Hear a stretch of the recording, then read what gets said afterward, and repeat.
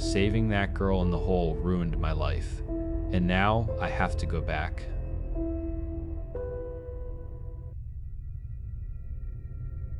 They called me a hero for what I did on that mountain. They even gave me a little bronze plaque at a town hall meeting. I keep it in a shoebox under my bed, along with the newspaper clippings. Sometimes, when the silence in my apartment gets too loud, I take it out and run my thumb over the raised letters of my name. It doesn't feel like my name anymore. I tried to tell myself that writing it all down the first time would be a kind of exorcism. That if I cast the story out into the void, the part of the void that had followed me home would leave too. I was wrong. It just gave the darkness a shape. It gave it a focus. And now, I don't think I have a choice but to answer it. The nightmares started the first night I was back in my own bed.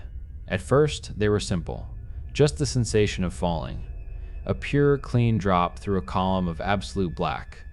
The wind would tear at me, a physical pressure that made it hard to breathe. I'd wake up thrashing, my heart trying to beat its way out of my chest, the sheets soaked through with a cold sweat.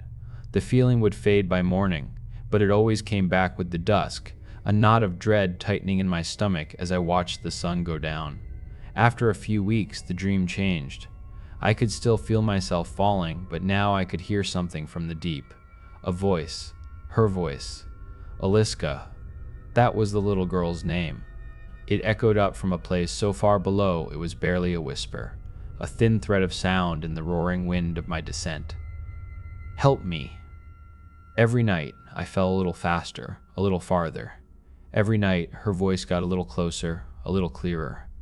And every morning, I'd wake up with the distinct metallic taste of soil in my mouth. Sleep became the enemy. I started living on 3 hours a night, just enough to function at my job as a land surveyor, but not enough to fall deep enough to dream.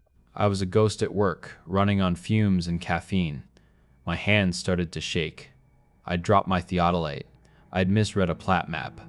My boss, a patient man named Olin, started giving me concerned looks. I finally broke down and saw a doctor. I almost told her everything. About the mountain, the impossible depth of that hole, the look in Aliska's eyes when we pulled her out. They were empty. Not scared, not relieved, just empty. But I couldn't. How do you tell a woman of science that you think a hole in the ground is haunting you? So, I lied. I told her about stress at work, about money, about anything but the truth. She gave me a prescription for a mild sedative and something to help me sleep. She meant well. The pills were a catastrophe. They didn't stop the dream, they anchored me to it. The falling became hyper-realistic. I could feel the damp, cold air on my skin. I could smell the rich, loamy scent of ancient, undisturbed earth. The blackness wasn't empty anymore. I could feel the packed dirt walls of the pit rushing past me, close enough to touch. Roots, like skeletal fingers, would sometimes brush against my face. And the voice. It wasn't just Aliska's anymore. It was warped, layered with something else. Something deep and guttural and old. It was still begging for help, but now there was an undercurrent of something else. A hideous, eager amusement. One night, it was so close, I felt a hot breath on my ear, and it whispered in a voice that was no longer a child's at all. Almost home, Casimir. I threw the pills down the toilet and turned to the bottle. Bourbon, vodka, anything that would burn on the way down and guarantee a night of dreamless oblivion. It worked for a while. But the price was everything else. I stopped answering calls from my family. I ghosted my friends. I couldn't stand the pity in their eyes. They'd all read the papers, seen my face on the local news. The hero, if they only knew.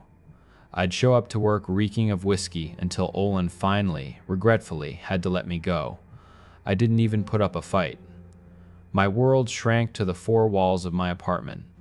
Last week, I sat on the floor with my last bottle of cheap bourbon, staring at the newspaper clipping I'd taped to the wall. Local surveyor saves lost child. There was a picture of me, smiling like an idiot, my arm around the paramedic, and a small photo of Aliska, taken from a school portrait. Pale, blonde hair, wide, dark eyes. I stared at her face, at those empty eyes, and I started to cry. Not from sadness, but from a raw, hopeless rage. This was all her fault. I tore the clipping from the wall, crumpled it into a ball, and held my lighter to it. As the paper blackened and curled, I heard it. Not in a dream. It was in the room with me. A low, wet chuckle right next to my ear. I screamed and threw the burning paper into the sink.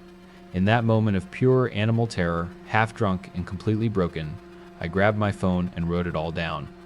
I told the whole world what happened on that mountain. I hit send, dropped the phone on the floor, and passed out. The fall was instant. But it was different this time. I wasn't falling. I had arrived. I was standing at the bottom. The air was heavy, still, and colder than a tomb. There was no wind, no sound. The darkness was total, a physical presence that pressed in on me, muffling everything. I couldn't see my own hands in front of my face. Then the voice came, not from below or above, but from everywhere at once. It was a resonant hum that vibrated in my bones. You took what was mine. A pinprick of light appeared in the distance. It grew, not like a flame, but like a tear in the fabric of the dark. It resolved into a shape. A girl.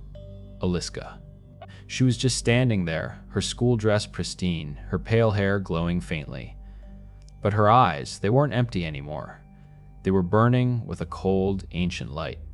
She smiled, and her mouth opened. And opened. And kept opening, wider than any human mouth should, unhinging at the jaw until it was a gaping, black crescent in her small face. From that impossible maw came the true voice, the one that had been hiding beneath her cries. It was the sound of shifting rock and grinding glaciers. A trade must be made. A space has been left empty. I woke up on the floor, the morning sun stabbing at my eyes. But I wasn't tired. I wasn't scared anymore. For the first time in months, I felt calm. I knew what I had to do. The gate to the state park is chained shut. A faded sign says it's closed for the season, but the weeds reclaiming the parking lot and the rust on the chain tell me it's been closed for a lot longer than that. The trail I remember is almost gone, choked with deadfall and washed out by a year of storms. It's like the forest is trying to swallow the path, to hide what's at the end of it. I'm sitting on a fallen log at the last spot I can get a signal, typing this. It's not much farther now. I can hear it. It's not a voice anymore. It's more like singing.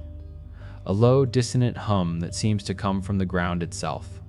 It winds through the trees, pulling at something deep inside my chest. It sounds like a welcome. I don't know what's waiting for me in that glade at the bottom of that hole, but I know I can't let it keep calling. An empty space has to be filled. That's just nature, I guess. If this is the last thing I write, do me a favor. If you ever hear a story about a lost hiker or a missing child up in these mountains, just stay home. Don't be a hero. Some things don't want to be found, and some holes don't want to be empty.